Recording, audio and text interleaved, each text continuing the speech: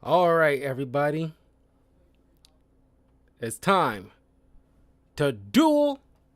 Get your game on, and let's rev it up because this is the. I've been waiting to do two movies, but this one in particular, I wanted to wait until after I got done doing my spoiler review of Yu-Gi-Oh! 5D Season 2 before I get into this movie. We're covering Yu-Gi-Oh! Bonds Beyond Time movie. Now, this is the second Yu-Gi-Oh! Movie I covered, because actually the second anime movie I covered. The first being Yu-Gi-Oh! The first movie, and I think I think that's the only Yu-Gi-Oh! Movie I think I went to the theaters to actually see. I could be wrong. You know, I feel kind of crappy because like you know, this movie came out January 23rd, 2010, and I'm like, dang, like I don't think I had like a job at that time or uh the deck, so therefore no money just to just be out to go to the theaters like that. And I'm like, dang, I really wish I could have gone to the theater to see this, but man, I oh my god, this movie was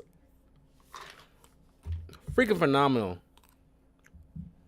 Just it's almost like this, No Way Home in a way. You just have these three protagonists from different eras in the Yu-Gi-Oh franchise. Well, you say different eras. I think like you say is the only person that's actually, you know, by literal definition from a different era because he's from the future.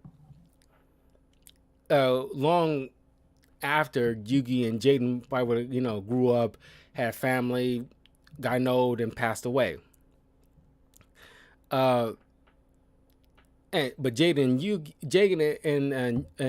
Yugi, you know, isn't that too far? I mean, like Yugi will probably be like uh,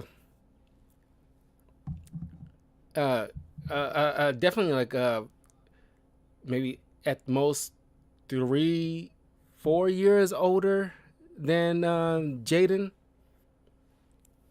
So yeah, like uh, by the time Jaden was probably having his adventures in Duel Academy, Yugi would have been definitely in college years if he were gone to college. Uh, but man, I still remember because check first of all, if you haven't already, check out my spoiler review on Yu-Gi-Oh! The first movie. This is up on my YouTube channel, youtube.com/talking with Carl. Uh, Definitely like and subscribe this channel, but also check out my spoiler review on all of Yu-Gi-Oh! Duel Monsters, all of Yu-Gi-Oh! GX, as well as I just wrapped up the first two seasons of Yu-Gi-Oh! 5Ds. So check all my thoughts on all of those. And yeah.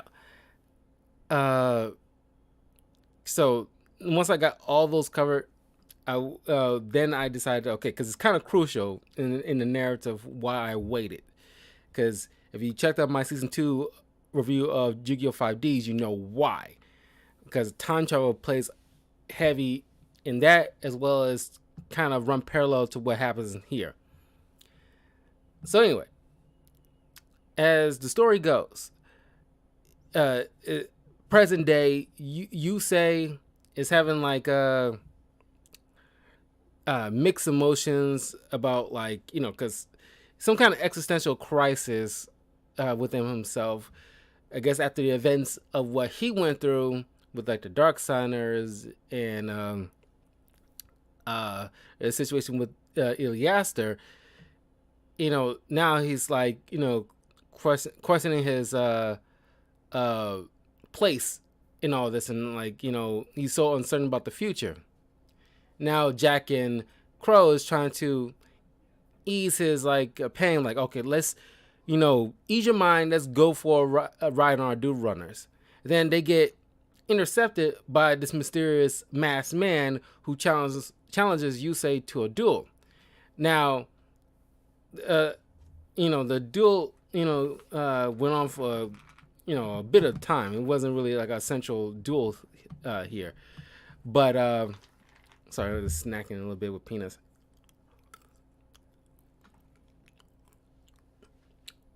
So, as Yusei is about to summon his Stardust Dragon as a complete trap, this masked man used this blank card to capture Stardust Dragon, and then he zips into this bright light and disappears. And the animation here is phenomenal. Of course, they had a budget, so of course it's going to be phenomenal. They all head back to their house, and they met up with Akiza, Luna, and Leo, and they're freaking out because some stuff in the in history is changed. Like there was a disaster in Venice, Italy, in history, with duel monsters that never happened before. They know it never happened before. It was never in the historical records when it was growing up. It's kind of like, you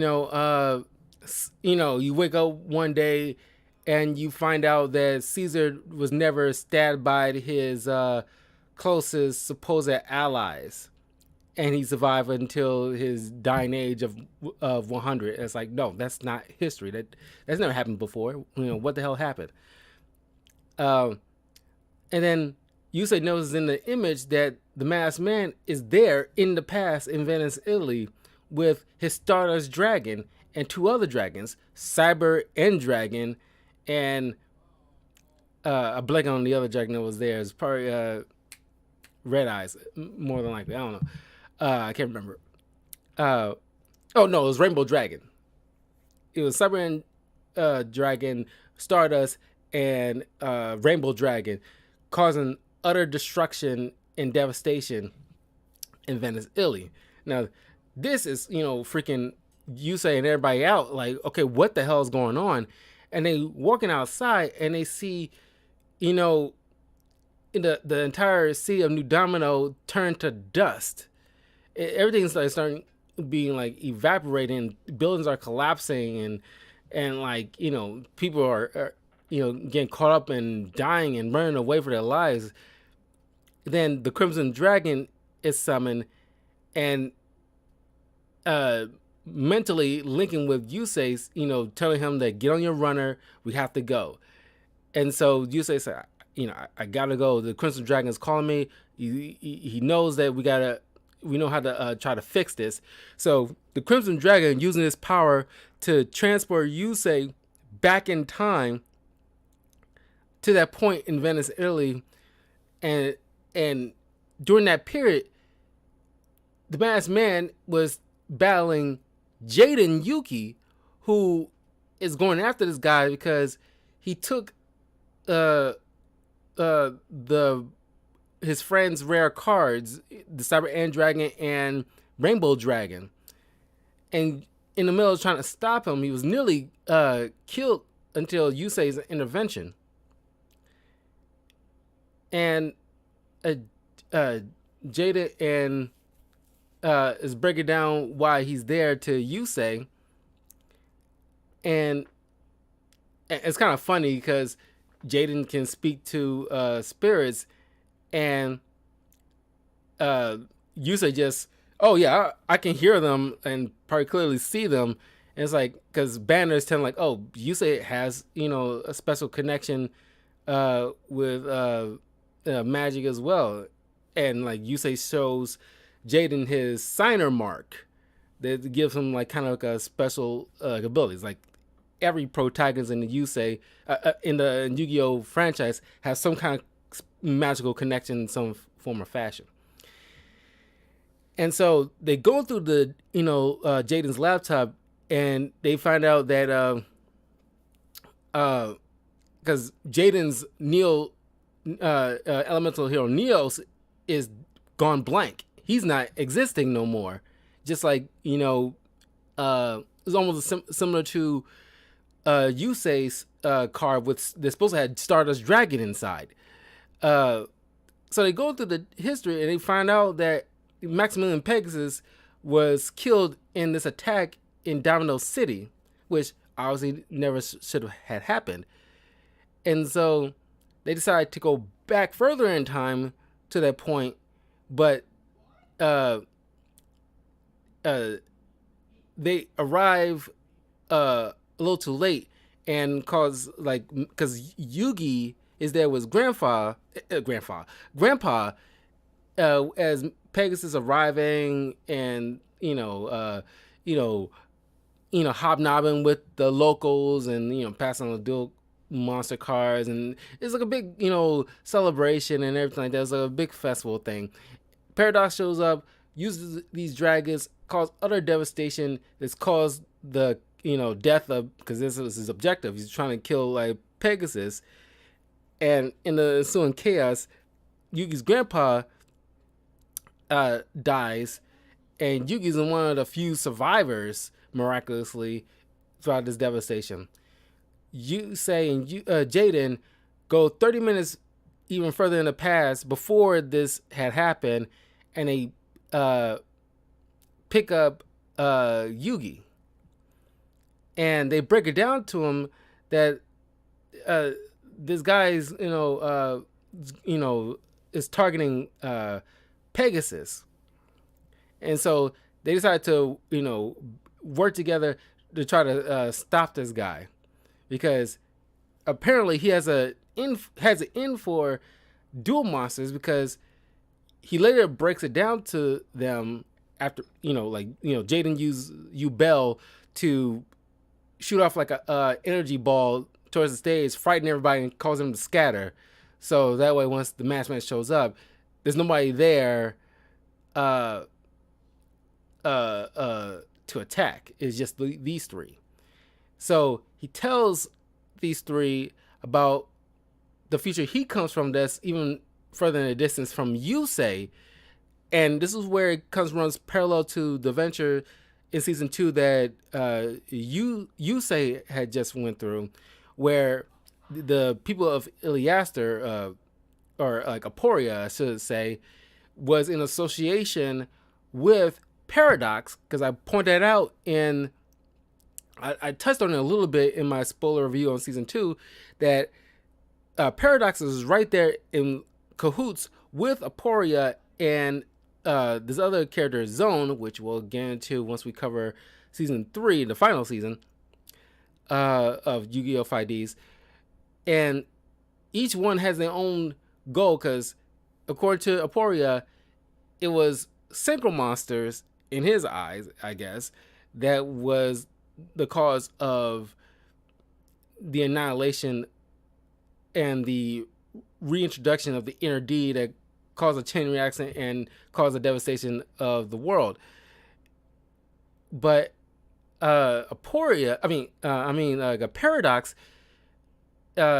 he thinks no, it is all dual monsters in general. All dual monsters cause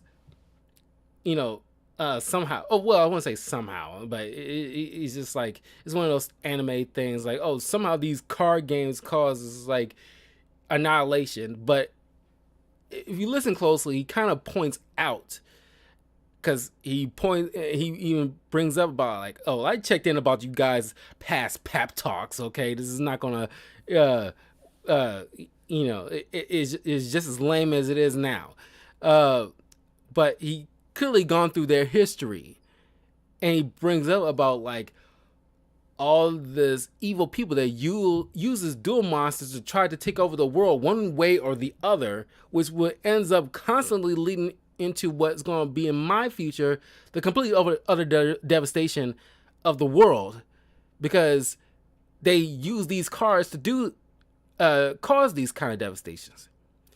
And Yugi and the others are pointing out like, yeah, sure, Some people out there use the cards to try to do very wicked things, but uh, people also use those cards to do good things as well and fight back those kind of people. And there are the examples. Uh, and Yusei says the future is not set in stone. You can always do what you can to try to change that negative outcome. And it's kind of like their point. It's like anything can be used as a weapon to cause harm. It's just, depending on the person involved. You don't write off. It's like people fear like technology and AI taking over and Skynet and everything like that. It's not saying like all technology is bad. It's just how you implement it could, turn to the worst. Of course, like Paradox is like, oh well, I guess we have to agree to disagree kind of attitude. But then they decide to like sell this in a duel, and he uses kind of malefic type of cards, and the duel is freaking amazing. But the kind of issue I have, just a small gripe. Typically, when you see like tag duels, usually if it's like 201 or 301, it's kind of like I'm blanking on like a good example, but typically there's like maybe like one person gets like if he's doing like a couple of people. I think R5 is a good example because when they deal against the final boss Zark, he had a bunch of life points because he's dueling against so many people. But here, of course, Yusei and the others share 4,000 life points, while Paradox has 4,000 life points. But you can call it still even in a way, I guess. But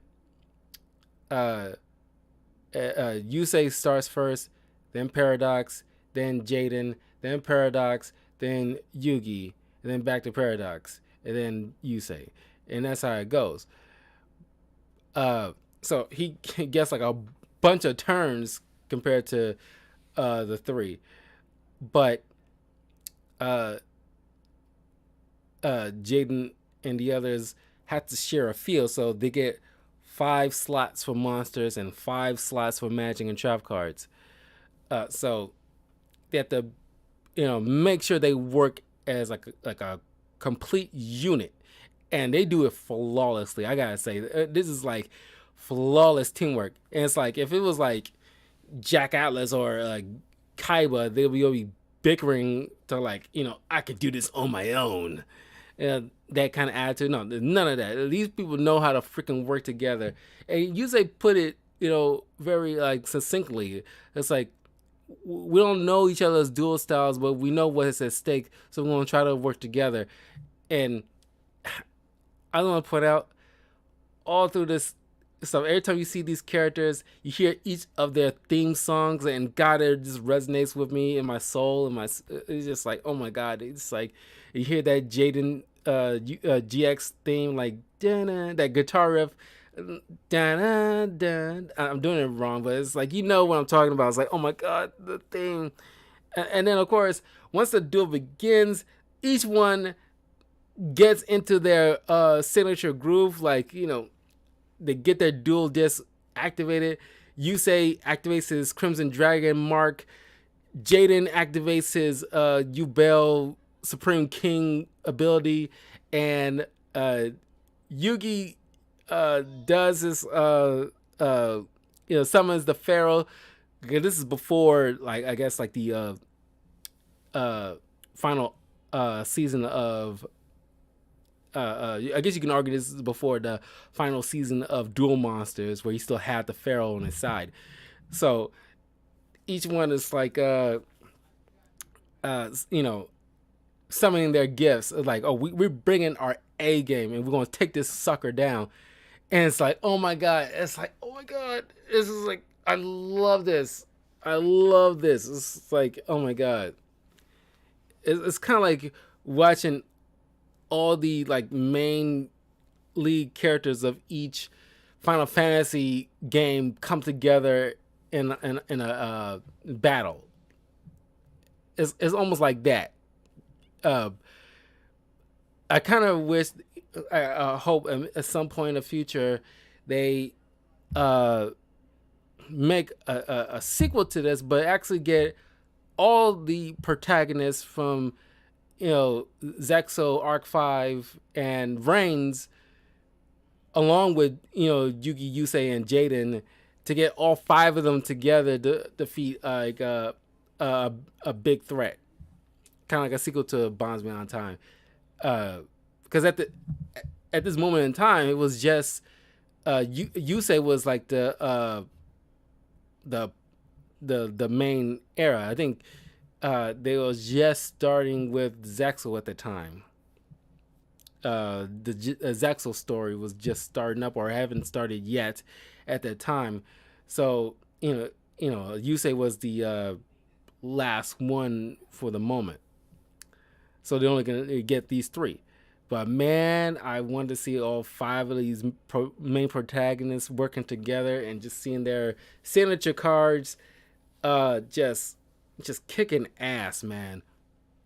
But anyway, of course, you got Paradox using this Malefic deck, which is kind of like the dark side of normal card variants, like a Malefic Blue Eyes that he stole like a Blue Eyes from, because we don't get to see him stealing these signature cards from each of these other iconic characters. Like he had to duel Kaiba to get his Blue Eyes, and Joey to get his Red Eyes, and probably Cyrus, because Cyrus kind of implemented his brother's Cyber End deck into his Roy deck.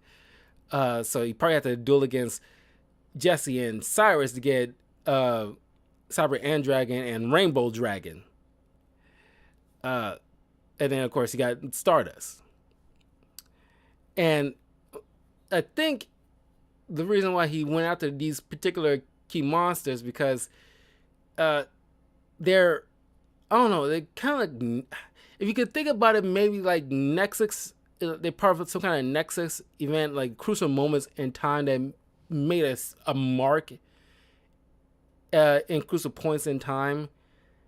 It's never fully explained why he went after these particular key monsters.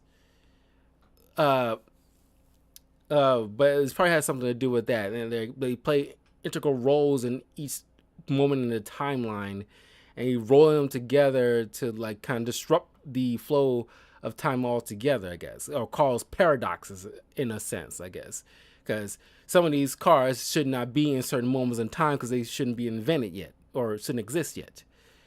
I kind of wish they kind of elaborate more, and then also you get to see at least a little bit of him slightly dueling against Cyrus, Jesse, Kaiba, Joey in order to acquire their signature cards to include in his deck to fill out his quest to complete his Malefic deck.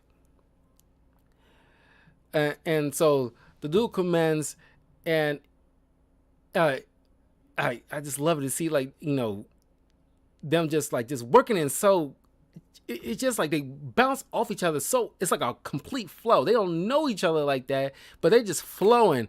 And it's like, and then I love the reaction to Jada and Yugi seeing synchro summoning for the first time, and Yugi's like, synchro what? It's like he wouldn't know what that is because it's not from his time. It hasn't been invented yet, like not just yet. It's far off from being invented, so he wouldn't know. Because it's like me going back in time and dueling against my younger self and showing him synchro summoning and pendulum summoning and link summoning, and he was like, Link what? It's like, yeah, you wouldn't know. It's way, way far off, in the future, but the part will blow his mind. So he synchro summons like his Junk Gardener, and just an awesome display, and just like, using his ability to like switch monsters in defense, continuously. And then, up next is Jaden, and then he managed to fusion summon his Neos with the warrior Junk Gardener to make Neos Knight, just to see Neos just go ham and cut down these two dragons in one fell swoop. And of course, when Yugi's turn starts up, it's like Paradox, like, oh yeah, go ahead, King of Games. Show me what you got. And it's like, oh, you asked for it. You asked for the King of Games because he quickly, thanks to Yusei's earlier play, because after two turns, Yugi would be able to bring any monster in his deck into his hand because he brought in Dark Magician, because obviously you got to bring in Dark Magician because he didn't have no monsters in his hands. He gets just magics and a couple of traps. So he manages to summon in Dark Magician and then use another magic card to bring out Dark Magician Girl. So and just like this, just like the perfect, just it's just like just like you can. You know how like you can vibe with somebody so easily and just easily talk to? It's like, this dueling variation of that, where these guys can they're so compatible. I would say compatible. They just know how to bounce off each other so very well. The chemistry is there because they pretty much had the same dueling ethos. It's just phenomenal to see this work and it's like, of course, like, it's almost like Avengers Endgame. I wouldn't say call it exactly like that, but it's just like seeing. It would have been more apt to put it in like Avengers Endgame if you have like all the supporting characters from each of these different points in time of the Yu-Gi-Oh franchise coming together to help duel against this big boss. That would have been like something. But I guess it's more akin to Spider-Man No Way Home, where you get like these different pro tags working together. I think that's a little bit more apt of an example. And of course, like, yeah, the protagonist beat the guy. You gotta see the duel, how it plays out, because I can't give you the exact play-by-play, but it's freaking amazing. I try to give you a little bit of each as it went along, but of course they got to end it with Stardust Dragon, Neos, and Dark Magician working together in a big blazing attack to take down Paradox's dragon and just obliterate that guy, because once he activates his malefic world, or just it's almost like his variation of the Shadow Realm, because whoever loses their soul, so he's just gone. So it's a nice little tie-in to like what's going on with 5Ds, because you're dealing with time travel a little bit in there, and you only get to see like a little bit of Paradox in the flashback in a couple of the episodes in season 2. And I like to see that these people like, it's great to come together when there's no evil maniac threatening to destroy the world. And we can definitely come back together and maybe duel sometime. And it's like, yeah, probably not. It's like, it took a lot just to get you guys to time travel back together. But like I said, if there was like a good sequel, you get all 5 pro tags from Duel Monsters up to Vrains all together again to duel against like as massive threat. But also, I would like to see a few of the supporting characters of each of the franchise coming in and see them duel or lend a helping hand in some fashion, like Joey working with Crow and Cyrus and Bronx, not Bronx Stone, Gong, the guy with Super Samurai deck, and whoever the best friend in Vrains is, because I haven't watched Vrains yet. I'm waiting for that last after I cover Arc 5. And just like, and see all like, some of the rivals together, like, Kaitenjo, Seto Kaiba, well, GX is kind of got like too many rivals. You got Chaz, Aster Phoenix, Oh, and you also got Jesse Anderson as another best friend. Uh, but you also got Zane Truesdale.